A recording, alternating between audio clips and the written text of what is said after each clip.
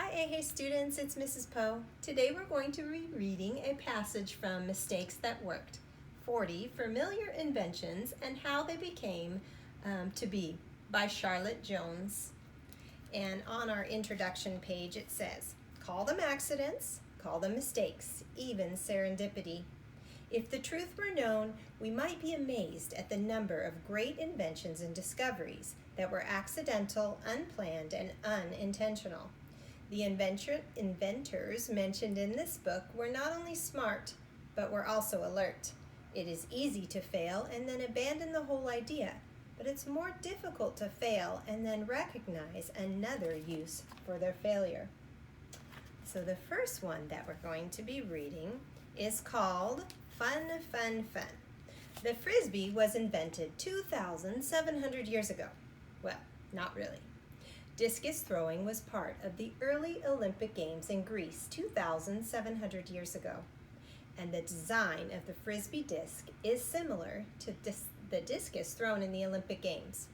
But the Frisbee is a Frisbee, not a discus. And its invention was not the result of some inventor staying up nights. The original Frisbee was spelled F-R-I-S-B-I-E, and it was metal. It was not invented to be thrown, except into the oven. It was a pie tin stamped with the words Frisbee Pies, since the pies came from the Frisbee Bakery in Bridgeport, Connecticut. The Frisbee pie tins would probably have done nothing more than hold pies if it hadn't been for some Yale University students. The Yale University college students bought Frisbee pies, and once the pies were eaten, they began tossing the tins at each other. They would call out the word Frisbee to friends whom they were tossing the pan to, or maybe it was to warn people that were walking by for flying objects. And well, intending simply to toss the pie tin back and forth, the Yale University students invented what has grown now into a Frisbee as we know today. Walter F. Morrison produced the first plastic models.